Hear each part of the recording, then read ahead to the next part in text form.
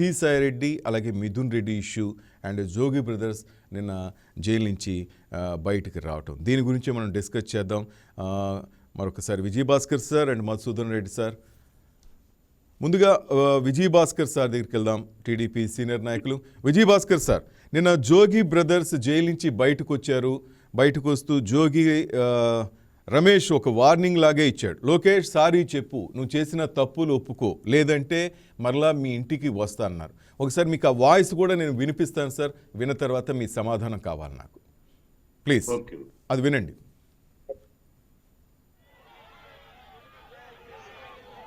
వారం రోజుల్లో లోకేష్ కి చెప్తా ఉన్నా, నువ్వు నా మీద చేసిన ఆరోపణలు నిరూపించుకుంటే, నీకు చిత్తశుద్ధి ఉంటే, నీకు కుటుంబం ఉంది, నువ్వు కూడా రా, దుర్గగుడికి వస్తా, ప్రమాణం చేస్తా, నువ్వు ప్రమాణానికి రెడీగా ఉండమని చెప్పేసి, రావాలి అని చెప్పేసి మీడియా మిత్రుల ద్వారా లోకేష్ చెప్పండి. వాళ్ళ కొంచెం అతను పుట్టినరోజు కాబట్టి కొంచెం తక్కువగా మాట్లాడతాను, ఎందుకంటే తిట్టడం బాగోదు కాబట్టి. అతను నాకు చేసిన దుర్మార్గానికి, తప్పుడు కేసుకి, దిక్కుమాలిన నకిలీ మద్యం కేసులు తీసుకొచ్చి మా మీద అంట కడతారా? దుర్మార్గులు కదా మీరు. ఈ రోజు అతనికి చెప్పండి, వారం రోజుల్లో అతన్ని దుర్గగుడి దగ్గరికి రమ్మనండి, నా ఛాలెంజ్ స్వీకరించమనండి. తాబేదారులు తొత్తులతో మాట్లాడించొద్దు. లోకేష్, చంద్రబాబు నాయుడు నా మీద కేసు పెట్టారు, వాళ్ళని అడుగుతా ఉన్నా, తాబేదారులు తొత్తులు ఎవడో మాట్లాడొద్దు. మళ్ళీ వారం తర్వాత మళ్ళీ మీడియా ముందుకు వస్తా, మీతో మాట్లాడతా. లేదు, కాదు, కూడదు, దుర్గగుడికి రాను, తిరుమలకి రాను, లేకపోతే అక్కడికి రాను, ఎక్కడికి రానంటే తప్పదు, చంద్రబాబు నాయుడు ఇంటికి వెళ్ళాల్సి వస్తుంది. మళ్ళీ లేదు, కాదు, కూడదంటే లోకేష్ నేను ఆహ్వానిస్తా ఉన్నా, నా ఇంటికి రా, వచ్చి తప్పు చేశాడు, అక్రమద్యంలో తప్పు చేశారని ఒక మాట చెప్పు, ఏ శిక్షకైనా సిద్ధంగా ఉన్నాం. దమ్ముగా చెప్తున్నాం, ధైర్యంగా చెప్తున్నాం, మరీ చెప్తున్నాం, అక్రమ కేసులకి భయపడే ప్రసక్తి లేదు, లేదు, లేదు. వైఎస్ఆర్ కాంగ్రెస్ పార్టీ రక్తంలో ఉండదు అని చెప్పేసి మరొకసారి చంద్రబాబు నాయుడికి, లోకేష్ కి చెప్తూ మరలా మళ్ళీ కలుద్దాం. 83 రోజులు నిర్బంధించారు, ఇబ్బంది పెట్టారు. నెల్లూరు జైలు, మదనపల్లి జైలు, విజయవాడ జిల్లా జైలు, ఇన్ని జైలు తిప్పిన చంద్రబాబు నాయుడికి మాత్రం మీ ద్వారా ఆఖరికి ఒకటి మాత్రం చెప్తా ఉన్నా, ఒక థ్యాంక్స్ మాత్రం చెప్పండి. విజయభాస్కర్ గారు విన్నారు కదా సార్, జోగి రమేష్ మళ్ళా వార్నింగ్ ఇచ్చారు, మళ్ళా మీ ఇంటికి వస్తాం చంద్రబాబు గారు అంటున్నారు. రెడీగా ఉన్నారా? భారతదేశంలో పలు రాష్ట్రాల్లో పలువురి మీద స్వాతంత్రం వచ్చినప్పటి నుంచి అభియోగాలు వచ్చిన చరిత్ర మనం విన్నాం. అనేక రకాల అభియోగాలు అనేక మంది మీద. ఈ రకమైన ఉత్తర కుమార ప్రగల్భాలు నిందితులుగా ఉన్నవాళ్ళు కానీ, నేరస్తులుగా ఉన్నవాళ్ళు కానీ మాట్లాడిన సందర్భం లేదు. ఈయన ఒళ్ళు బలిసి ఈ విధమైన మాటలు మాట్లాడుతున్నాడు. అంటే ఇప్పుడు విచారణ జరుగుతుంది, ఛార్జ్ షీట్లు ఫైల్ చేస్తారు, కోర్టులు ఉన్నాయి. వీటన్నిటిని విస్మరించి లోకేష్ బాబుని టార్గెట్ చేసి, లోకేష్ బాబుని, చంద్రబాబు నాయుడు గారిని టార్గెట్ చేసి వాళ్ళ క్యారెక్టర్ అసాసినేట్ చేయడానికి ఈయనలో ఏదో శాంక్టిటీ ఉన్నట్టు, ఈయన సచివుడి లాగా, ఈయన సచివుడా కాదా నిర్ణయించాల్సిన దర్యాప్తు సంస్థలు, అదేవిధంగా కోర్టు, చివరికి అంతిమంగా కోర్టు నిర్ణయం. మరి ఈ విధమైన ప్రగల్భాలు పలుకుతుంటే మళ్ళా చంద్రబాబు నాయుడు ఇంటి మీద దాడి చేస్తాడంట, లోకేష్ బాబు మీద దాడి చేస్తాడంట. మరి ఏమనుకోవాలా ఇతను? అంటే అతను మైండ్ సెట్ కరెక్ట్ గా ఉందా లేదా, లేకపోతే ఒట్టెట్టు కోతలు కూసి వాళ్ళ బాస్ మెప్పు పొందడానికి, బాస్ మెప్పు పొందితే కదా ఏదైనా వాళ్ళకి లభించాల్సింది లభించేది సార్. అప్పుడంటే ఇంటి మీద దాడి చేస్తే మంత్రి పదవి వచ్చింది, ఆ కామెంట్ చేశారు అనుకోవచ్చు సార్. ఇప్పుడు ఆయనకి ఏముంది ఆ కామెంట్ చేయడానికి? అంత ఇదే అంటే ఏం లేదు కదా, పదవులు వచ్చే అవకాశం లేదు. చాలా ఆర్థిక లావాదేవీలు పోతే ఇతర కొన్ని సాక్ష్యాలు, వీటన్నిటిలో వీళ్ళకి అంటే క్విట్ ప్రో లాగా పరస్పరం సహకరించుకోవాలి. లేకపోతే ఇప్పుడు విజయసాయి రెడ్డి బయటకు వచ్చున్నాడు. విజయసాయి రెడ్డి కొన్ని లీకులు ఇస్తున్నాడు. ఇప్పుడు విజయసాయి రెడ్డి మెయిన్ ఆ కుటుంబానికి కొన్ని దశాబ్దాలుగా ఇటీవల తేడాలు వచ్చాయి. ఆయన లీకులు ఇస్తున్నాడు. వీళ్ళు వణిగిపోతున్నారు అన్ని విషయాల్లో, వణిగిపోతున్నారు. కాబట్టి ఒకరినొకరు కాపాడుకోవాలి. అందుకు ఉత్తర కుమార్ ప్రగల్భాలు ప్రజల్లో మళ్ళా వీళ్ళు పరపతి పోగొట్టుకోకూడదు, వీళ్ళు నిజంగా నేరస్తులేమో, నిందితులే కాదు నేరస్తులేమో అని అనుకుంటారు. కాబట్టి లేదు అని చెప్పి చెప్పుకొని కొంతమంది అభిమానుల్ని జారిపోకుండా చేసుకోవాలి. ఇది ఒక వ్యూహం వాళ్ళకి. నేరస్తుడు నిందితుడు పలిగితే ప్రగల్భాలు పలిగితే మరి ఏమీ లేకుండా వాళ్ళ హయాంలో ఎంతమందిని ఏకుంజామని పట్టుకొని పోయి గోడలు దూకి తలుపులు బద్దలు కొట్టి ఆపరేషన్ చేయించుకున్న వాళ్ళని, గుండె జబ్బులు ఉండే వాళ్ళని, షుగర్ పేషెంట్ని, బీపీ పేషెంట్ని బెంబేలు ఎత్తిచ్చేసి ఎన్ని జిల్లాలు తిప్పి వాళ్ళందరినీ ఎన్ని ఇబ్బందులు పెట్టారు. ఇవన్నీ మర్చిపోయి ఈనాడు జోగి రమేష్ అసలు ఎలా స్టార్ట్ అయింది, ఆయన బాల్యం నుంచి ఆయన రాజకీయ జీవితం ఎలా స్టార్ట్ అయింది, ఆయన ఆస్తులు ఎంత, ఆయన పుట్టి పెరిగింది ఎక్కడ, మరి ఆయన చేసిన ఘోరాలు నేరాలు ఎన్నో సమాజంలో గుసగుసలు అందరికి తెలుసు. ఇప్పుడు దర్యాప్తు సంస్థలు దర్యాప్తు చేస్తున్నాయి, ఛార్జ్షీట్ ఫైల్ కాబోతున్నాయి. రేపు కోర్టులో నిరూపణ కావాల్సిన అంశాలని ఎవరన్నా గుట్టుమట్టుగా ఎదుర్కొంటారు. అలా కాకుండా ఈ ప్రగల్భాలంటే ఏంటి, అది వాళ్ళు జగన్తో ఉన్న కొన్ని లావాదేవీలు ఆయన మెప్పు పొందాలి. రెండోది వాళ్ళ నియోజకవర్గాల్లో వాళ్ళ జిల్లాల్లో కేడర్ జారిపోతారు. వీళ్ళతో మనం నడుచుకుంటే మనం కూడా కొన్నిట్లు ఇరుక్కోవాల్సి వస్తుందేమో, లేనిపోని అభియోగాలు మన మీద కూడా వస్తే మనల్ని అనుమానిస్తారని. కాబట్టి ఈ విధంగా గట్టిగా మాట్లాడితే పాపం ఏదో తప్పు లేనట్టుంది. దుర్గమ్మ పేరుతో వీళ్ళ గుడులు గోపురాలని విగ్రహాలని తస్కరించేవాళ్ళు, హుండీల్ని చోరీ చేసేవాళ్ళు, ప్రసాదాలలో కూడా వాటర్లు కావాలనుకున్న వాళ్ళని, మరి వీళ్ళని వాళ్ళకి దేవుడు అంటే లెక్కే ఉంది. వీళ్ళంతా నాస్తికులు కొంతమంది, అన్య మతస్థులు కొంతమంది ఆ ముఠ.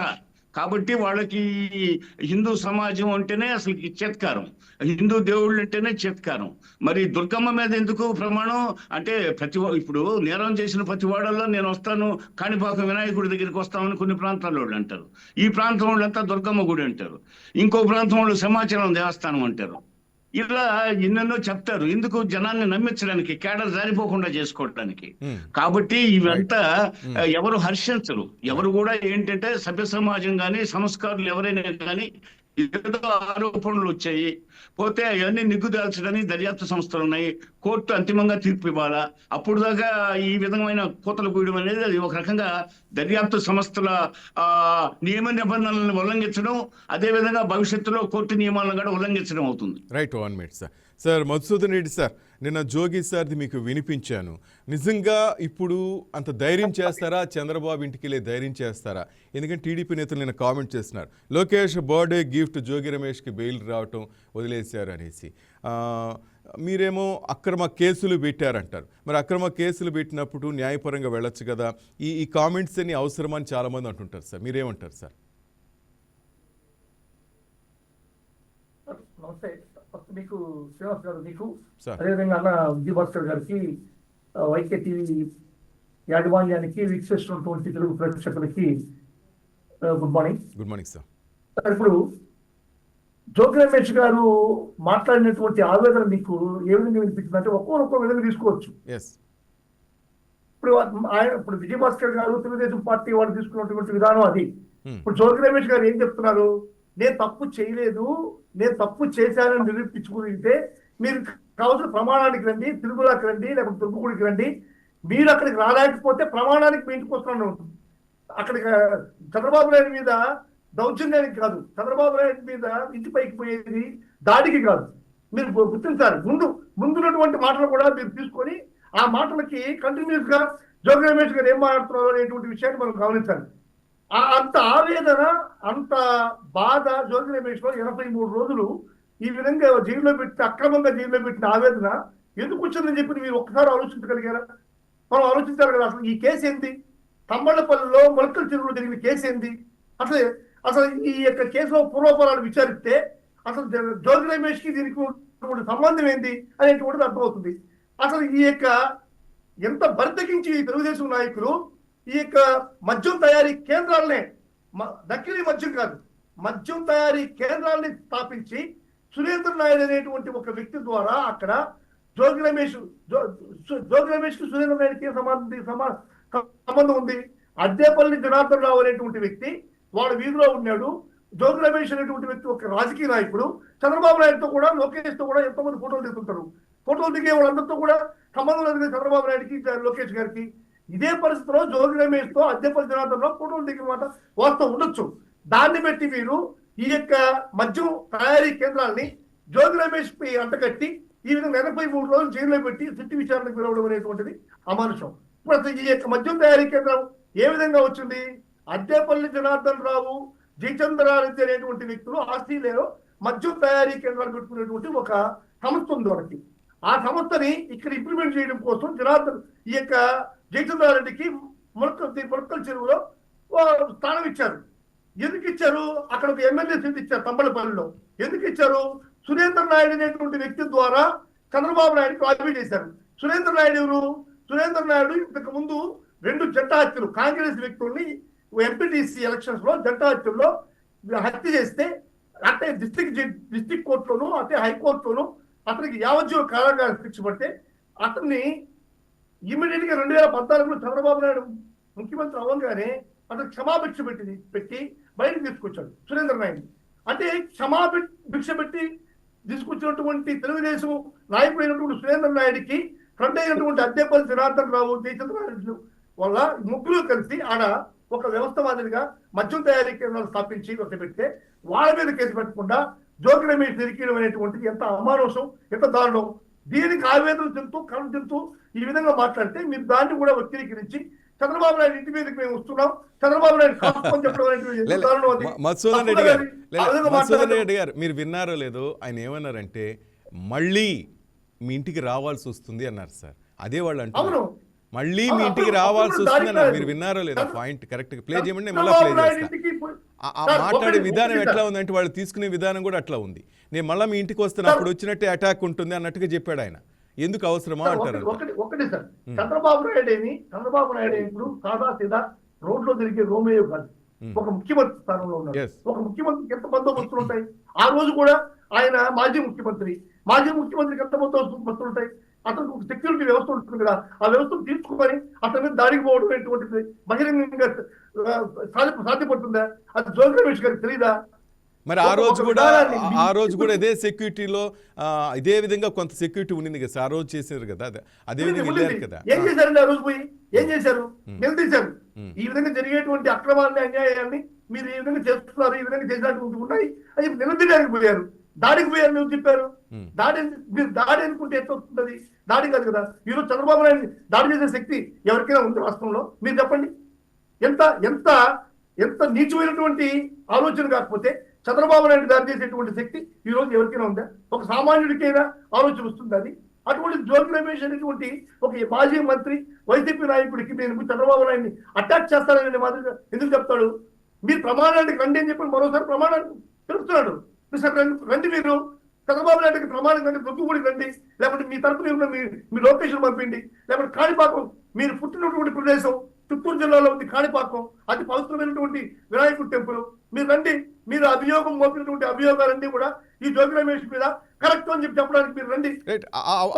మాటలు కరెక్టే సార్, ఆ మాటలు కరెక్టే, కానీ ఆ ఒక్క పదమే ఇప్పుడు కాంట్రవర్సీ అయిపోయింది సార్. ఇతను మనం తీసుకున్న యాంగిల్ బట్టి ఉంటుంది సార్. ఏ ఒక్కడు కూడా ఇప్పుడు దాన్ని మనం రిసీవ్ చేసుకునేటువంటి విధానంలో ఉంటుంది. ఇప్పుడు ఏ ఒక్కడు కూడా చంద్రబాబు నాయుడు దాడి చేసేటువంటి పరిస్థితి రోజు రాష్ట్రంలో కనిపించదు. ఎందుకంటే ఆయనకి కేంద్ర రాష్ట్ర ప్రభుత్వాలు ఆయన చక్రం తిప్పుతున్నాడు, రథాన్ని కూడా తిప్పుతున్నాడు. కేంద్రంలో చక్రం కాదు కదా, రథం తిప్పే పరిస్థితి ఈ రోజు కేంద్రంలో ఉంది చంద్రబాబు నాయుడుకి. ఇటువంటి పరిస్థితుల్లో కూడా నేను చంద్రబాబు నాయుడు దాడి చేస్తానంటే మీరు నమ్ముతారా, నేను నమ్ముతాను? ఏం సార్, మనం తెలుగుదేశం పార్టీ వాళ్ళు చెప్తారు సార్, వాళ్ళు ఏమేమి చెప్పగలుగుతారు సార్ వాళ్ళు. ఇప్పుడు ఒకటే నేను అడుగుతున్నా సార్, ఈ సిట్ అధికారిని నేను ఒకటే అడుగుతున్నా. ఇప్పుడు మీరు ఏదైతే ఈ అభియోగం జరగనటువంటి లిక్కర్ స్కామ్ 2019-24 మధ్యలో జగన్మోహన్ రెడ్డి గారి హయాంలో జరగనటువంటి లిక్కర్ స్కామ్ లో బాధితులను చేస్తూ మీరు ఏ విధంగా ఇది చేస్తున్నారో, సిట్ విచారణ చేస్తున్నారో, అదే విధంగా చంద్రబాబు నాయుడు గారు 24 తర్వాత జరిగినటువంటి ఈ లిక్కర్ మద్యము అంటే తయారీ కేంద్రాల మీద సిట్ అధికారులు ఎంక్వైరీ చేస్తున్నారో, అదే విధంగా 2014 నుంచి 19 దాకా చంద్రబాబు నాయుడు గారి మీద చేసినటువంటి ఈ యొక్క లిక్కర్ స్కామ్ పైన ఎందుకు మీరు విచారణ సాగించట్లేదు? దానిపైన కూడా ఎందుకు ప్యారల్ గా విచారణ తీసుకోవట్లేదని నేను సిట్ అధికారిని చేస్తున్నాను సార్. ఇప్పుడు ఆధారాలు లేనటువంటి ఒక అభియోగపూరితమైనటువంటి ఒక ఈ యొక్క అభియోగం ఇది ఏది 2019-24 మధ్య ఉన్నటువంటి లిక్కర్ స్కామ్. అదే 2014-19 మధ్యలో ఉన్నటువంటి లిక్కర్ స్కామ్ సాక్షాత్తు చంద్రబాబు నాయుడు గారు ఆర్థిక విధమైనటువంటి లావాదేవీలు తీసుకోకుండా, ఈ కేబినెట్ అప్రూవ్ తీసుకోకుండా ఈ యొక్క ప్రివిలేజ్ ఫీజులు తగ్గిస్తూ 2 జీవోలు రిలీజ్ చేశారు. 216-217 జీవో ఏపీఎస్ నంబర్ 216-217 2 జీవోలు రిలీజ్ చేశారు. ఈ జీవోల వల్ల ప్రివిలేజ్ తగ్గడం వల్ల డైరెక్ట్ గా బ్రీవరేజ్ కంపెనీకి సంవత్సరానికి 1,300 కోట్ల రూపాయలు లాస్. దీన్ని బట్టి చూస్తే 5,600 కోట్ల రూపాయలు లాస్ అయింది. ఇంకా ఇండైరెక్ట్ గా అయితే 4,800 మద్యం షాపులు, బెల్ట్ షాపులు, మణిబెట్లలో ఉండేటువంటి వీటి వల్ల 48,000 ఈ యొక్క విలేజ్లో ఉండేటువంటి బెల్ట్ షాపుల వల్ల 20 రూపాయలు ఒక లిక్కర్ ఒక బాటిల్ పెట్టడం వల్ల ఇండైరెక్ట్ గా 20,000 కోట్ల రూపాయలు ప్రజల డబ్బుల్ని చంద్రబాబు నాయుడు ఖాతాలోకి వేసుకోవడం జరిగింది. మొత్తం మీద 25,000 కోట్ల రూపాయలు ఈ యొక్క 2014-2019 మధ్యలో జరిగితే లిక్కర్ స్కామ్. దానిపైన ఏ విధమైనటువంటి విచారణ జరగకుండా ఇప్పుడు బెయిల్లో ఉన్న చంద్రబాబు ఈ బెయిల్ ఏ విధమైన విచారణ జరగకుండా ప్రివిలేజ్ ఫీజు ఎందుకు తగ్గించావు అనేటువంటి ఒక చిన్న మాట కూడా అనుకుంటా ఈ రోజు సిట్ అధికారులు మౌనం పాటిస్తున్నారంటే ఎంత సిట్ అధికారులు చంద్రబాబు నాయుడుకి ఏ విధంగా సిట్ స్టాండ్ లో ఉన్నారో ఒకసారి మనం అందరం కూడా ఆలోచించాలి. ఏంటి సిట్ అధికారులు చంద్రబాబు గారు చెప్పినట్టు సిట్ అంటే సిట్, స్టాండ్ అంటే స్టాండ్ అంటున్నారు. అంతే కదా సార్. మరి ఎందుకు చంద్రబాబు నాయుడు గారిని విచారించరు? డైరెక్ట్ 19 మాసాల క్రితం జరిగిన ఎన్నికల్లో ప్రజలు ఎందుకు అంత భారీ విజయాన్ని కట్టబెట్టారు? 94% స్ట్రైక్ రేట్, 164 సీట్లతో వాళ్ళకి వైసీపీ వాళ్ళకి కూడా అమాయకులు కట్టబెట్టారా? రాష్ట్రం అట్టుడిగిపోయింది రాజకీయాలతో, దౌర్జన్యాలతో, దాడులతో, దోపిడీలతో. అసలు వాళ్ళు ప్రభుత్వం అంటే వాళ్ళ ప్రైవేట్ సంస్థగా భావించి ఇష్టారాజ్యంగా ఒక నేరస్తుల ముఠ, దొంగల ముఠ, స్కాముల ముఠాలని చేరి, స్మగ్లర్స్ అంతా చేరి ఆ మొత్తం రాష్ట్రాన్ని జుంటె తేనెలాగా, పటిక బెల్లంలాగా జుర్రుకున్నారే. మరి ఇవన్నీ గమనించే కదా రాష్ట్ర ప్రజలు స్పష్టమైన తీర్పు ఇచ్చింది. చెప్పడానికి సిట్ అంటే సిట్ అంట, స్టాండ్ అంటే స్టాండ్ అంటే ఏం చెప్తారు? కేంద్రంలో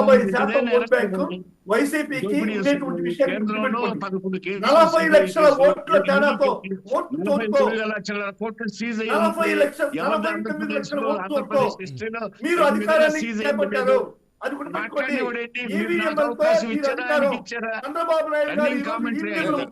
రెడ్డి గారు ఒక్క నిమిషం, విజయభాస్కర్ గారు మాట్లాడినవ్వండి. ముఖ్యమంత్రి చంద్రబాబు నాయుడు వాళ్ళు అసహనంతో ఉన్నారు, అధికారం పోయిన భక్తితో ఉన్నారు, వాళ్ళ దోపిడీలు బాగా రుచి మరిగిన వాళ్ళు మధ్యలో కొన్ని ఆగిపోయి తట్టుకోలేకున్నారు.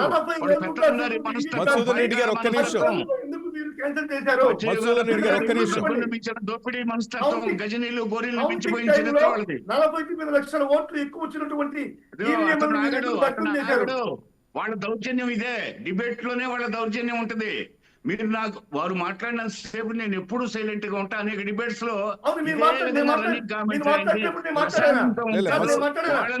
వాళ్ళు చెప్పే శ్రీరంగ నీతులు, వాళ్ళు సత్యవంతులు, మిగతా వాళ్ళంతా వాళ్ళ కళ్ళకి పచ్చకామెలో వాడి లోకం పచ్చగా ఉన్నట్టు వాళ్ళకి, అంటే ఈ దోపిడీ ముఠాలకి, నేరస్తుల ముఠాలకి, హంతక ముఠాలకి కనిపిస్తుంది. మధు గారు ఒక్క నిమిషం, వాళ్ళు తట్టుకోలేరు. వాడు వచ్చే ఆదాయం పడిపోయింది. పోతే వాళ్ళ కేసులు దగ్గరకు వచ్చాయి, రేపు జైలు శిక్షలు ఉన్నాయి. వీటన్నిటితో కలవరం చెందుతున్నారు. ఇంకా దాడులు, దౌర్జన్యాలకి, ఆండాలను ఫెయిల్ చేయడానికి కుట్రలు పంతున్నారు. వాళ్ళ మీద ఏ ఆరోపణలు ఉన్నాయో మా మీద ప్రయత్నం చేస్తున్నారు. సమాజాన్ని కన్ఫ్యూజ్ చేయాలి, సమాజాన్ని కన్ఫ్యూజ్ చేసి ఒక వర్గాన్ని నిలబెట్టుకోవాలా. రేపు వాళ్ళు ప్రజల్లో ఉండాలి. ఎందుకంటే ప్రజలు సొమ్ము రుచి మరిగేది. నరమాంసానికి అలవాటు పడ్డ పిల్లలుగా, సింహంలాగా అలవాటు పడ్డారు వాళ్ళు. ఈ రాష్ట్రాన్ని మధుసూదన్ రెడ్డి గారు ఒక్క నిమిషం సార్, మధుసూదన్ రెడ్డి గారు ఒక్క నిమిషం సార్ మాట్లాడేవండి. విజయభాస్కర్ గారు చెప్పనివ్వండి. మధుసూదన్ రెడ్డి గారు ఒక్క నిమిషం, తను మాట్లాడిన వాళ్ళు ఒకటే వాయిస్, ఇతరుల వాయిస్ పోకూడదు సమాజంలోకి. వాళ్ళ వాయిసే పోవాలా. వాళ్ళు శ్రీరంగ నీతులు చెప్తే అందరూ చూస్తూ ఊరుకోవాలి, ఏం మాట్లాడకూడదు.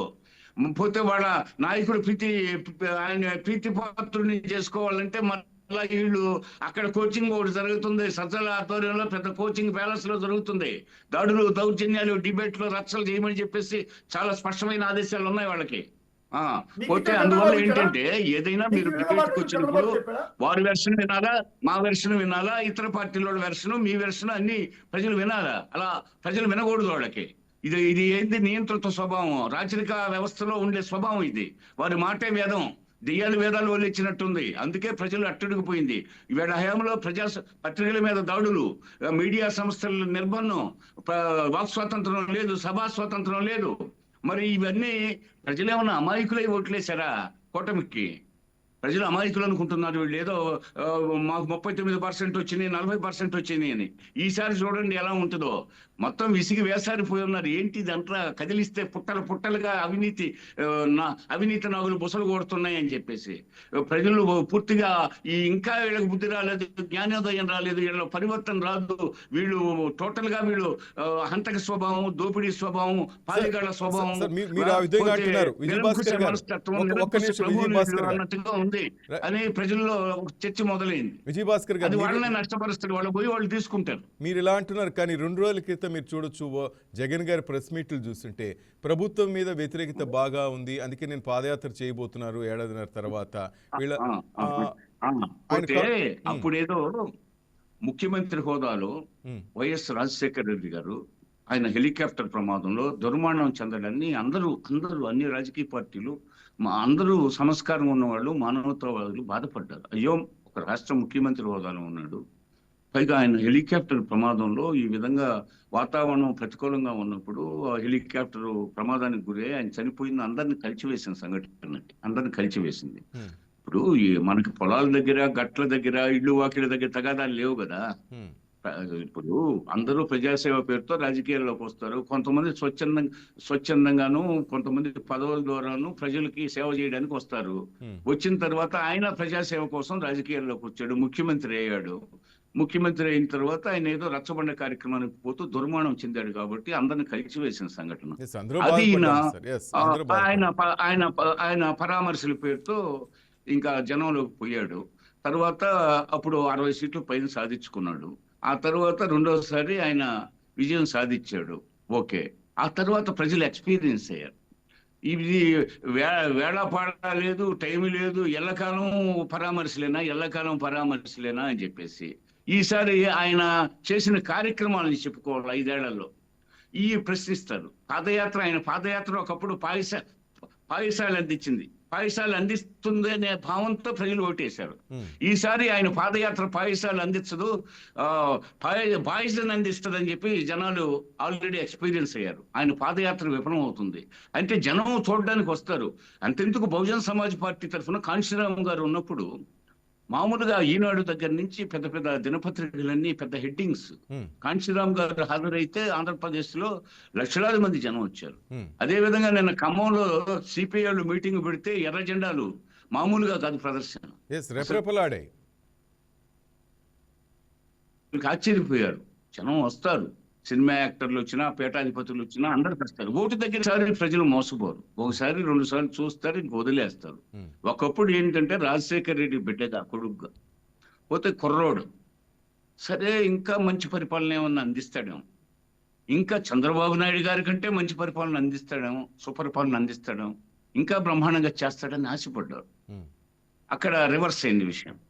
అయ్యో మోసపోయామే, అయ్యో ఆయన చుట్టూ అంతా చాలా వీళ్ళంతా చేరారు ముఠాలన్నీ, పోతే వ్యవస్థని కుప్పకూల్చారు. ఇదేంది, ఇది శాంతి కాముకులైన వాళ్ళందరినీ దౌర్జన్యం చేయడం, దోపిడీలు చేయడం, దాడులు చేయడం, ఇళ్ల మీదకు పోవడం, ఇది ఎక్కడిది, ఎప్పుడు చూడలేదు మనం అని చెప్పి కలత చెందారు. దీంతో విస్పష్టమైన తీర్పు ఇచ్చారు. ఇవన్నీ వాళ్ళ మనుషులు వాళ్ళ 40% ఓటింగ్ అన్నారు. ఆ రోజు ఏదో మళ్ళీ అధికారంలోకి వస్తాడనే భ్రమతో కొంతమంది ఓటేశారు. ఆ 40% లో మళ్ళీ అధికారంలోకి వస్తే అవసరాలు ఉంటాయి అనేవాడు కొంతమంది ఓటేశారు. ఆ పర్సెంట్ ఈసారి ఓటేరు, ఈసారి దూరం అవుతారు. అదే విధంగా ఆయన మనుషులు జారిపోతున్నారు. అంటే నమ్మకాలు పోయినాయి. అంటే కొంతమంది తిలాపాపం తలాపిడిగడని కొద్దిమంది 300-400 మంది దోచుకున్నారు ఆయన మనుషులు. మిగతా వాళ్ళకి వాటాలు దొరకలే. వాళ్ళంతా దూరం అవుతున్నారు. ఈసారి 20%కో 17%కో 18%కో దిగజారే అవకాశం ఉంది. వాళ్ళు ఏదో మాకు 40% ఉంది, మీరు ప్రజల విశ్వాసం కోల్పోయారంటే చెప్పకేం చెప్తారు? చెప్పక నేరస్తులను కూర్చోబెట్టి టీ ఇచ్చి ఒక అడ్వకేట్ని పక్కన పెట్టి విచారణ చేయమంటే నేను నేరం చేశానని చెప్తాడా? చేయడు. నేరస్తులకి పూర్తిగా ఒక అడ్వకేట్ని పక్కన పెట్టి ఇంకా తోడిచ్చి కాఫీ తెప్పించి లేకపోతే మేము వాళ్ళు వస్తామన్న డేట్ దాకా వీళ్ళు ఎదురు చూస్తా దర్యాప్తు సంస్థలు కూర్చుంటే దర్యాప్తు పూర్తిగా జరగదు. వాళ్ళు మాకు తెలియదు, గుర్తు లేదు, మేము అలాంటి వాళ్ళం కాదు, నీతివంతులు, సచ్చీలు, శ్రీరామచంద్రులు, ధర్మరాజులు చెప్పుకుంటారు. అది జరుగుతున్నది. రైట్. మధుసూదన్ రెడ్డి గారు, సార్ ఒక పాయింట్ లేవనెత్తారు. జగన్ గారు చుట్టూ ఉన్న అన్నారు సార్. నిన్న విజయసాయి రెడ్డి గారు కూడా అదే కామెంట్ చేశారు, ఆ కోటరీ గురించి మాట్లాడారు సార్. అంటే విజయసాయి రెడ్డి డబుల్ స్టాండర్డ్స్ అని బయటపడ్డాయా? ఆయన జగన్ను పొగిడి మిగిలిన వాళ్ళు తిట్టడం వెనక రీజన్ ఏంటి? ఆయన ఇంకోటి కూడా అన్నారు, జగన్ రెడ్డికి తెలీదు స్కామ్ గురించి, నాకు తెలియదు అని. నిజంగా వీళ్ళకి తెలీదా ఈ స్కామ్ గురించి? ఇంకో విషయం అంటే వ్యవసాయం మానేసి అదే ఆయన ఏమన్నా అంటే నేను ఇంకా ఒక ఫార్మర్గానే మీరు చూస్తారు, నన్ను రాజకీయవేత్తగా చూడరన్నారు. అలాంటి వ్యక్తి నేను వ్యవసాయం అనేసి మళ్ళీ రాజకీయాల్లోకి వస్తున్నట్టుగా కామెంట్ చేశారు. 25వ తేదీన ఒక ప్రకటన చేయబోతున్నాను అన్నారు. అంటే మొత్తం మీద కోటరీ ఈయన రాజకీయంలో మళ్ళీ వైసీపీ జగన్ పిలిస్తే వస్తాను అంటున్నాడు సార్. నిన్న మిథున్ రెడ్డి కూడా అటెండ్ అయ్యారు. కొంతమంది మీ వైసీపీ నేతలు ఏమంటారంటే ఏదో చెప్పాడు విజయసాయి రెడ్డి ఈడీకి అంటారు. అంటే ఏంటి ఈ డౌట్స్ అని ఏంటితో క్లారిఫై చేయగలరా? ఇప్పుడు మన విజయభాస్కర్ గారు చాలా సుదీర్ఘమైనటువంటి చర్చ చేశారు సార్. ఇప్పుడు ఈ చర్చకి నిజంగా ఆయన కాషాయ కమండలం వేసుకొని బొట్లు పెట్టుకొని దోషులు చెప్తామని బోర్డు పెట్టుకుంటే మంచి జీవనోపాధి కలుగుతుంది సార్. ఎందుకంటే ఆయనకి అర్థం కావట్లేదు. ఇప్పుడు పార్టీ ప్రజాక్షేత్రంలోకి పోవాలి, ప్రజాక్షేత్రంలోకి పోయి ప్రజలు ఏ విధంగా ఉన్నారు, చంద్రబాబు పాలన ఏ విధంగా ఉన్నదో ఒకసారి మనం చూసుకోవాలి సార్. నేను ఈ రోజు జరిగేటువంటి దోపిడీ చంద్రబాబు నాయుడు గారి పాలనలో గత పాలకులు మనకు రాజ్యాంగం ఏర్పడినప్పటి నుంచి ఎప్పుడు కూడా జరగలేదు. 99 పైసలకి ఎకరా భూమి ఇచ్చేటువంటి పరిస్థితి ఉంది. ఓట్ చోర్ ఉంది, అదేవిధంగా క్రెడిట్ చోర్ ఉంది. జగన్మోహన్ రెడ్డి పెట్టినటువంటి పథకాలని, జగన్మోహన్ రెడ్డి పెట్టినటువంటి సంస్థల్ని ఈ రోజు ముందుకు తీసుకోవడం చంద్రబాబు స్వచ్ఛందంగా ఏదైనా ఒక పథకాన్ని తీసుకొచ్చి నేను దీని ముందు చేశానని చెప్పి విజయసాయి రెడ్డి చెప్పారు కదా సార్, కూటమిని విడగొడితే తప్ప వాళ్ళు విజయం సాధించలేరు, జగన్కి విజయం లేదని చెప్పేశారు కదా ఆయన. కూటమిని విడగొడితే తప్ప విజయం లేదు అంటే బాగానే ఉన్నట్టుగా చెప్తాను. నేనే ముందుకు వస్తాను సార్, నేనదే ముందుకు వస్తాను, ఇది చెప్పేసి ముందుకు వస్తాను. ఇప్పుడు చంద్రబాబు నాయుడు నైదు రాజశేఖర రెడ్డి గారు ఉన్నప్పుడు కూడా అంతే. రాజశేఖర రెడ్డి గారు అప్పుడు జలయజ్ఞం స్టార్ట్ చేస్తే జలయజ్ఞం కాదని ధనయజ్ఞం అన్నారు. ఈ రోజులు కూడా ఆ జలయజ్ఞమే మనకు ఆధారంగా ఉంది ఆంధ్ర రాష్ట్రానికి. అప్పుడు వైఎస్ రాజశేఖర రెడ్డి గారు కట్టినటువంటి ప్రాజెక్టులు అన్నింటినీ కూడా సగం ముక్కలు వాసి 90%, 95% అయినటువంటివి చంద్రబాబు నాయుడు వల్ల ముఖ్యమంత్రి అయ్యి అది కంప్లీట్ చేసి గేట్లు ఇప్పుడు లష్కర్ పోస్టులు చేసగలే కానీ, లష్కర్ ఉద్యోగం చేశాడే కానీ ఏ ప్రాజెక్టు కూడా ఏ ఉద్యోగం కూడా ఆయన చేసిన పరిస్థితి లేదు.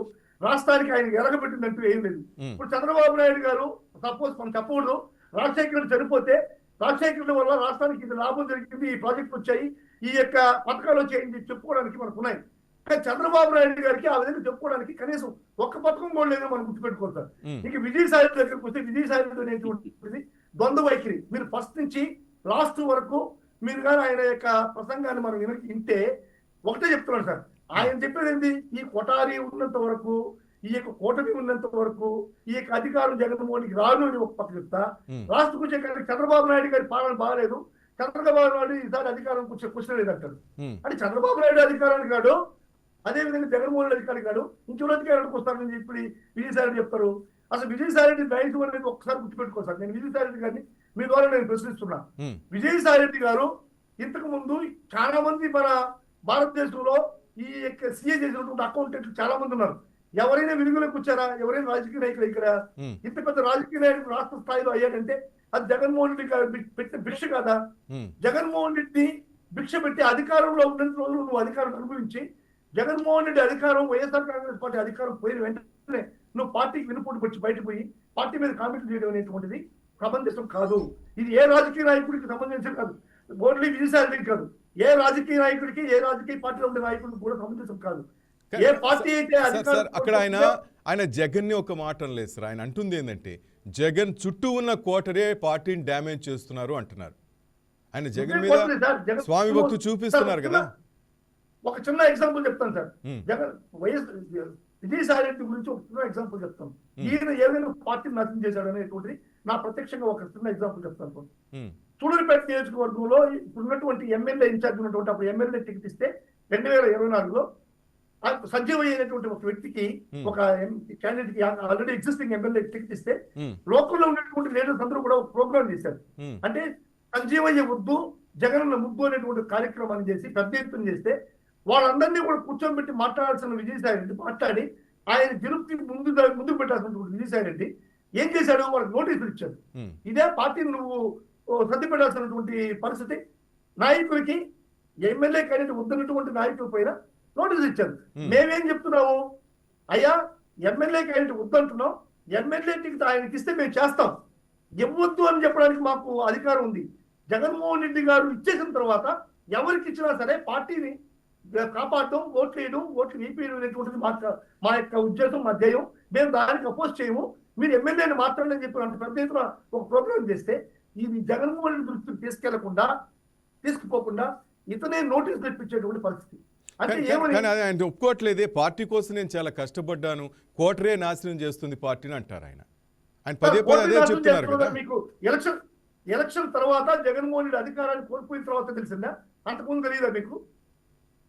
ఎలక్షన్ తర్వాత 2024లో వైఎస్ఆర్సీపీ అధికారాన్ని కోల్పోయిన తర్వాత మీకు ఈ విషయం తెలిసిందా? అంతకుముందు తెలిసిందా? అంతకుముందు ఎందుకు మాట్లాడలేదు మీరు?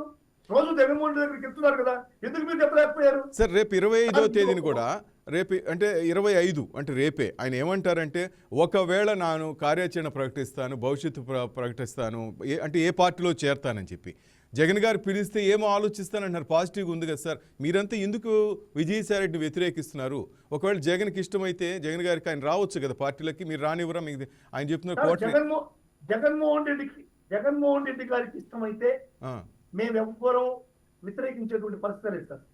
మా నాయకుడు ఏది చెప్తే దాన్ని సరసాధించడం, విజయసాయి రెడ్డి వచ్చినా సరే మళ్ళీ మేము యాక్సెప్ట్ చేస్తాం. ఎందుకంటే జగన్మోహన్ రెడ్డి నిర్ణయమే తుది నిర్ణయం.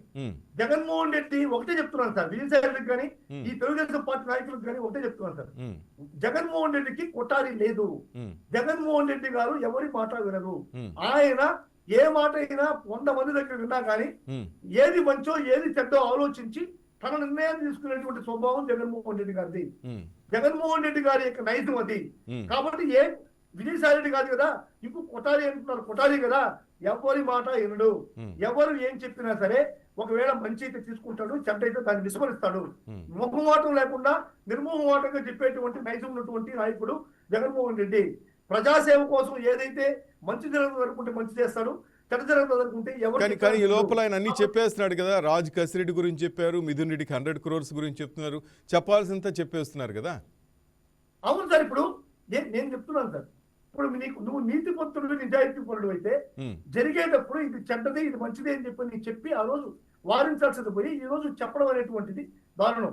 జరగని కేసు సార్. ఇప్పుడు విజయసాయి రెడ్డి మాటలు చెప్తున్నారు, మీరు ఆయన నైజ్ వింటే మీకు అర్థమవుతుంది. జగన్మోహన్ రెడ్డి చేయలేదంటాడు, జగన్మోహన్ రెడ్డికి తెలియదు అంటాడు, మిగతా నాయకులు తెలుసు అంటాడు. ఇది జరగని లిక్కర్ స్కామ్ అంటాడు. ఇది లిక్కర్ స్కామ్ జరగనే లేదు, చంద్రబాబు నాయుడు గారు అద్భుత కల్పన అంటాడు. అసలు విజయసాయి రెడ్డి మాటలకి ఒక మాటకి రెండో మాటకి మూడో మాటకి పొంతం లేని విషయాలు మీకు అందరూ క్లియర్ గా అర్థం అవుతుంది. డబుల్ స్టాండర్డ్స్ ఉన్నాయంటారు పక్కాగా, ఖచ్చితంగా. ఎందుకంటే యాక్చువల్ గా ఈ యొక్క స్కామ్ అనేటువంటిది చంద్రబాబు నాయుడు ఫ్యాబ్రికేట్ చేసినటువంటి స్కామ్ సార్. ఎందుకంటే తను లిక్కర్ స్కామ్ లో ఇప్పుడు ఏదైతే బెయిల్ లో ఉన్నాడో దాన్ని కాంపెన్సేషన్ చేసుకోవడం కోసం జరిగినటువంటి స్కామ్. గవర్నమెంట్ అమ్మినటువంటి లిక్కర్ ని ఏ విధంగా స్కామ్ చేశారు సార్? ఎక్కడి నుంచి డబ్బులు వచ్చాయో మనం చెప్పాలా? లిక్కర్ స్కామ్ లో డబ్బులు ఎక్కడ వచ్చాయో చెప్పాలా? రాజకీయ డబ్బులు వచ్చినాయి, అరవిందో డబ్బులు వచ్చినాయి, అవి కాదు.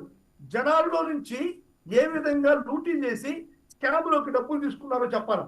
అది చెప్పకుండా అరవిందో నుంచి 100 కోట్లు ఇప్పించాను, దాంట్లో నుంచి 60 కోట్లు వాళ్ళకి వెళ్ళాయి, ఇంకొక 20 కోట్లు దీనికి వెళ్ళాయి, ఒక కంపెనీ నుంచి పిఆర్ఆర్కి ఈ విధంగా వెళ్ళింది. అందుకే మిథున్ రెడ్డి బ్లేమ్ చేయడం. మిథున్ రెడ్డి కన్స్ట్రక్షన్ కంపెనీ 1.25 లక్ష కంపెనీలో నుంచి వస్తుంటాయి, వాళ్ళు కన్స్ట్రక్షన్ కోసం అని చెప్పనేటువంటివి 5 కోట్లు తీసుకోవచ్చు, మళ్ళీ తిరిగి ఇచ్చేసుకోవచ్చు చేయమని. ఇవన్నీ రెఫరెండం కదా సార్. నేను స్కామ్ అంటే ఏంటంటే స్కామ్ అంటే ఏంటంటే ప్రజల దగ్గర నుంచి ప్రభుత్వ ధనాన్ని ఏ విధంగా తన జోబుల్లోకి తీసుకున్నారో అనేటువంటి ఒక చిన్న ఎంట్రీ పాయింట్, గేట్ పాయింట్. ఆ గేట్ పాయింట్ లో ఎక్కడ డబ్బులు వచ్చాయి అంటే ప్రభుత్వ ఖజానా నుంచి, ప్రజల దగ్గర నుంచి, ఆ గేట్ పాయింట్ లో నుంచి ఏ విధంగా యువతలకు డబ్బులు వచ్చాయో చెప్పాలి సార్. అది స్కామ్ అంటే. గేట్ పాయింట్ లో డబ్బులు వచ్చింది చెప్పకుండా ఇక్కడ మార్చుకున్నాం, ఇక్కడ డబ్బులు వచ్చింది, ఇక్కడ మార్చుకున్నాం అనేటువంటిది అసలు ప్రజల దగ్గర నుంచి ధనమే ఖజానాకి వెళ్ళలేదని కదా సార్ వాళ్ళ కంప్లైంట్. ప్రజల దగ్గర నుంచి మధ్య రూపంలో వచ్చిన డబ్బు ఖజానాకి చేరలేదే కదా, వీళ్ళ చేబుల్లోకి చేరేనే కదా ఇప్పుడు వాళ్ళు చేస్తున్న టీడీపీ వాళ్ళ కంప్లైంట్. ఎందుకు చేరలేదు, ఎక్కడ చేరలేదు? పేరుకి 3,500 కోట్లు అంటారు కానీ 35,000 కోట్ల కుంభకోణం ఇది, అందరూ దొంగలు అన్నట్టుగా మాట్లాడుతారు సార్. 4 పత్రికలు ఛానళ్ళు ఉన్నాయని చెప్పని పదే పదే చెప్పడం, పదే పదే ప్రజల్లో విషయాన్ని చెప్పడం అనేటువంటిది పద్ధతి కాదు సార్. ఇది ఎక్కడ ఒక నిర్దిష్టమైన ప్రణాళిక పైన ఒక నిర్దిష్టమైన రూపంలో నేను చెప్తున్నాను. 2014-19 మధ్యలో జరిగినటువంటి లిక్కర్ స్కామ్ లో చంద్రబాబు నాయుడు గారు జీవో నంబర్ 216/2017తో ప్రివిలేజ్ సుంకాన్ని తగ్గిస్తూ బేవరేజ్ కార్పొరేషన్ కి ఒక సంవత్సరానికి 1,300 కోట్ల లెక్కన 4 సంవత్సరాలకి 5,200 కోట్ల రూపాయలు స్కామ్ జరిగింది అని చెప్పి ఒక నిర్దిష్ట ప్రణాళిక నేను చెప్తున్నా. ఈ విధంగా జగన్మోహన్ రెడ్డి హయాంలో ఈ విధంగా స్కామ్ జరిగింది అని చెప్పి ఒక నిర్దిష్ట ప్రణాళికలో మీరు చెప్పండి, నేను ఒప్పుకుంటా, నేనే యాక్సెప్ట్ చేస్తా. 1 minute sir. Vijay Bhaskar sir, ఏంటి సార్ అసలు స్కామే జరగలేదు, మీరు అసలు నిరూపించలేకపోయారంటారు ఆయన. అట్లా కనిపిస్తుంది సార్. ఎందుకంటే నేరస్తులు, నిందితులు ఎప్పుడన్నా మేము నేరం చేసామని చెప్పుకుంటారా? చెప్పరు. ఇవి మాత్రం మాట్లాడరు సార్. అందుకోసం కదా దర్యాప్తు సంస్థలు న్యాయస్థానాలు ఆయన ఏదో మాట్లాడతారు, ఆయన ఏదో మాట్లాడతారు. నేనేం చెప్తాను, నిర్దిష్టమైన ప్రణాళిక ప్రకారం ఈ జీవోలో ఈ విధంగా చంద్రబాబు నాయుడు గారు మోసం చేశాడు అని చెప్పి నేను చెప్తున్నా. ఇదే విధంగా 2019-24 మధ్యలో ఈ విధంగా జరిగింది అని చెప్పండి సార్. నేరస్తులు ఒప్పుకుంటారా, దుర్మార్గులు ఒప్పుకుంటారా? ఈ విధంగా వీధిలో ఆరోగ్యం మాట్లాడుకుని మాట్లాడుతున్నారు. వీధిలో అనుభవాలు వద్దు, ఆడవాళ్ళు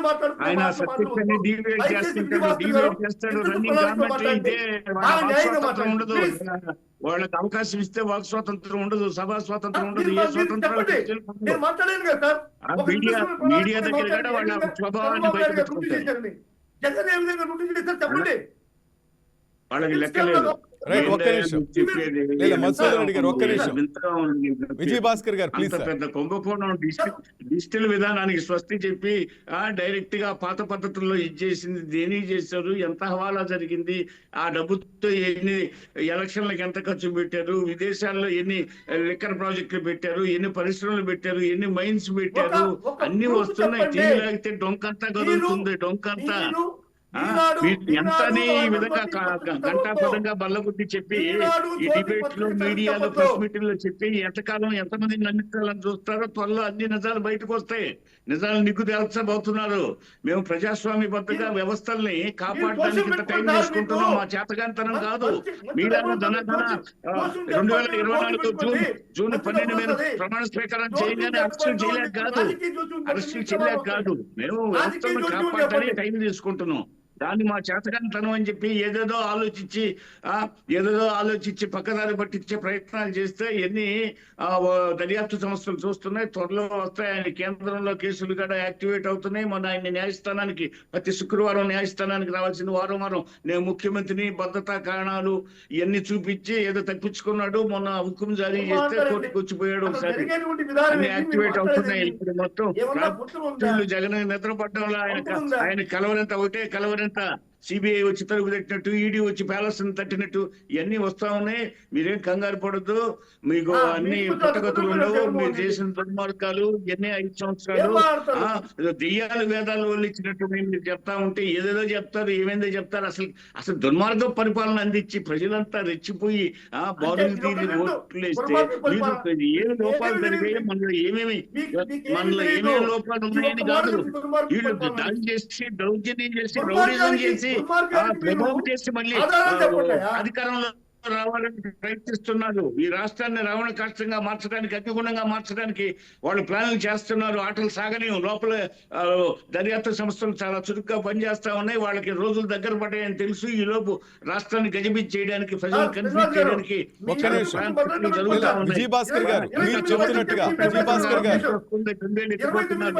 మీరు ఎందుకు చెప్పు అనవసరమైన రాష్ట్రాంతాలు చూడు రన్నింగ్ కామెంటరీ ఎందుకు బుధాలు తోలుకుంటారు? గుమ్మడికాయ తోలుకుంటే బుధాలు తోలుకుంటారు.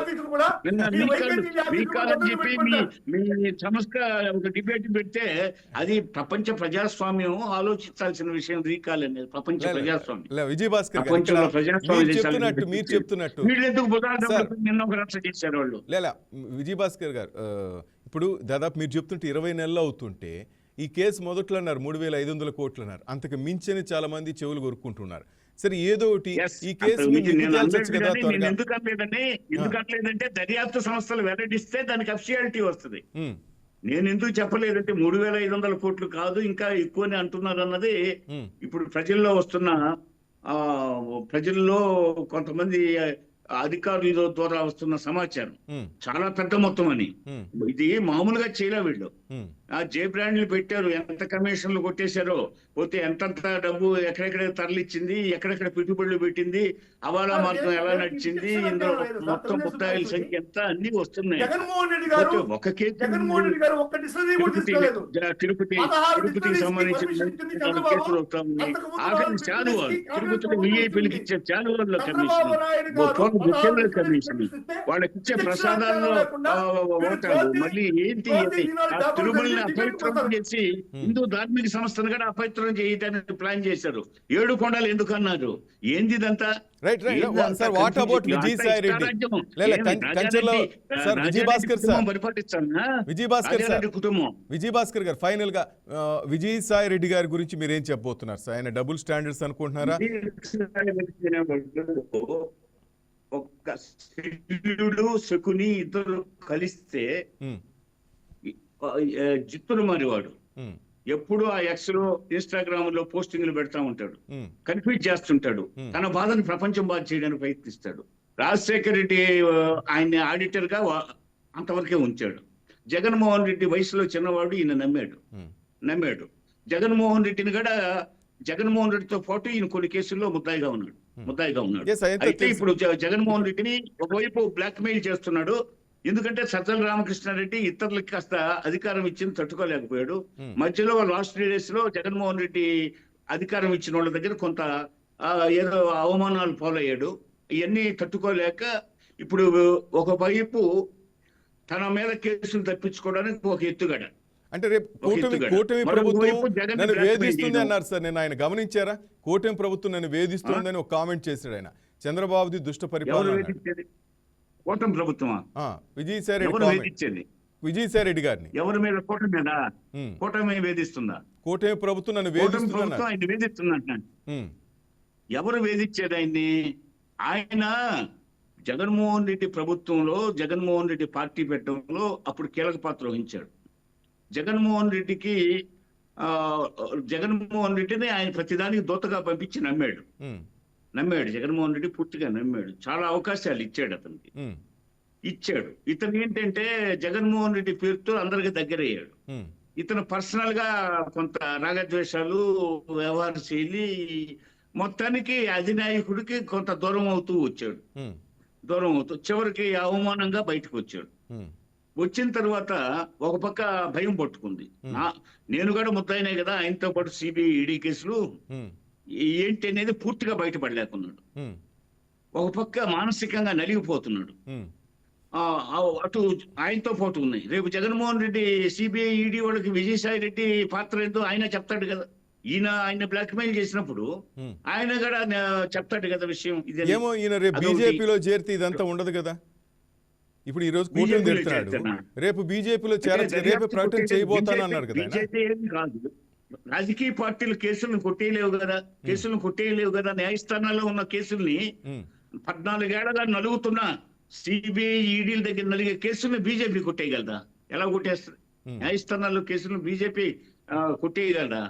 1, 2 ఏమన్నా చిన్నయ్య? చాలా పెద్ద సుదీర్ఘంగా జరుగుతున్న విచారణ, 1000 పేజీల తీర్పులు రాబోతున్నాయి. అందులో విజయసాయి రెడ్డి పాత్ర కీలకంగా ఉంది. అదేవిధంగా విజయసాయి రెడ్డి ఏంటంటే ఏదో మీరన్నట్టు కూటమి వేధిస్తుందని ఒక పక్క, మరో పక్క కూటమి దగ్గర ఏదో లబ్ధి పొందడానికి ప్లాను. అందుకు విజయసాయి రెడ్డికి ఎవరు అవకాశం ఇచ్చేటట్టు లేరు. ఎవరు ఎక్కడ అవకాశం పొందే అవకాశం లేదు. ఆయన వ్యవసాయం చేసుకుంటానంటాడు. మళ్ళీ ఆయన రాజకీయ నిర్ణయాన్ని ప్రకటిస్తానంటాడు, ఒకరోజు పార్టీ అంటాడు. అతను మైండ్ బాగలేదు, చాలా మానసిక ఇబ్బందుల్లో ఉన్నాడు, Right. బాగా సంపాదించుకున్నాడు. Right. తను ఆడిటర్ గా రాజశేఖర రెడ్డి పరపతినంతా ఉపయోగించుకుని చాలా మందికి ఆడిటింగ్ చేసి బాగా సంపాదించుకున్నాడు. తర్వాత జగన్ ని అడ్డం పెట్టుకొని సంపాదించుకున్నాడు. ఆయన ఏమి మంచివాడు కాదు. ఆయన బాధను ప్రపంచం శ్రీశ్రీ గారు చెప్పినట్టు ఆయన బాధను ప్రపంచం బాధ చేయడానికి ప్రయత్నిస్తాడు. మా కూటమి ప్రభుత్వం గాని, మా తెలుగుదేశం గాని ఆయన దగ్గరికి చేరనీయము, మేము ఆయన నమ్మము. Right. ఆయనది సిల్లుడు సిక్కును పాత్ర అని మాకు తెలుసు. రైట్. ఆయన ప్రజల మనిషి కాదు. ఆయన కృష్ణాపట్నానికి దగ్గరలో ఒక చిన్న మారుమూల గ్రామంలో పుట్టాడు. ఏదో సిఏ చేశాడు. రాజశేఖర రెడ్డి గారు పోనీలు అని చెప్పి ఆ ప్రాంతంలో వివాహం చేసుకుంటే దగ్గరికి తీశాడు. రాజశేఖర రెడ్డి గారు ఆయన ఆడిటర్ గా చూశాడు, ఎంకరేజ్ చేశాడు. 10 మంది రాజశేఖర రెడ్డి మిత్రులంతా ఆయనకి ఆడిటింగ్ ఇది ఇచ్చారు, సంపాదించుకున్నాడు. జగన్మోహన్ రెడ్డి పిల్లవాడు కాబట్టి వాడుకోవడానికి ప్రయత్నం చేశాడు. కొంత రిలీజ్ అయ్యి దూరంగా పెట్టడం జరిగింది. జరిగిన తర్వాత ఇద్దరు ఏమో కేసుల్లో ఉంటుంది. ఇప్పుడు అది బాధ. ఇప్పుడు ఈయన జగన్మోహన్ రెడ్డి మీద చెప్తే జగన్మోహన్ రెడ్డి గారు చెప్తాడు కదా ఆయన మీద. రైట్ రైట్ చెప్తాడు. Right right right sir. అదే చూద్దాం ఒకటి. సార్. ఈయన కూటమి ప్రభుత్వం దగ్గరికి రానియట్లేదు. రైట్ ఈయన ఎట్ట నమ్మతం? ఈయన ఏమైనా ప్రజానాయకుడా? ప్రజలను ప్రభావితం చేస్తాడా? 10 ఓట్లు తెస్తాడా? ఆయన సొంత ఊర్లో 4 ఓట్లు తెచ్చుకోలేడు. పోతే ఆయనే ఓటింగ్ పోడు. ఆయన క్యూలో నిలబడటం ఒక నామూషిగా ఫీల్ అయ్యే మనిషి. విజయసాయి రెడ్డిగా ఒక సైకో. విజయసాయి రెడ్డి తన బాధను ప్రపంచం బాధ చేయడానికి ప్రయత్నం చేస్తున్నాడు. ఆయనకి అసలు ప్రాధాన్యత ఇవ్వడం waste. Right sir. Right right. చూద్దాం రేపు ఆయన డిసైడ్ చేస్తాను ఏ పార్టీ అన్నారు. మొత్తానికి వ్యవసాయం నుంచి మళ్ళీ రాజకీయ నేతగా ఆయన వ్యవసాయం అంటాడు, కాసేపు రాజకీయ పార్టీ అంటాడు, తన ఏ పార్టీలో చేరి చెప్తానంటాడు. ఇవన్నీ ఏంటంటే చూద్దాం సార్, రేపు చూద్దాం. ఎందుకంటే మనం అవునన్నా కాదన్నా ఏదో ఒక రేపు చేయబోయే కామెంట్ మీద చాలా మంది వెయిట్ చేస్తున్నారు సార్. చూద్దాం రేపు ఏం జరగబోతుందో. థ్యాంక్ యూ చిందేపల్లి మధుసూదన్ రెడ్డి గారు సార్. థ్యాంక్ యూ సార్ వచ్చినందుకు. Kanchela Vijayabhaskar sir, thank you sir. Right, ఇది ఇవాళది YK headlines. That's all for now. Keep watching YK news. ఇది తెలుగువారి గుండె చప్పుడు.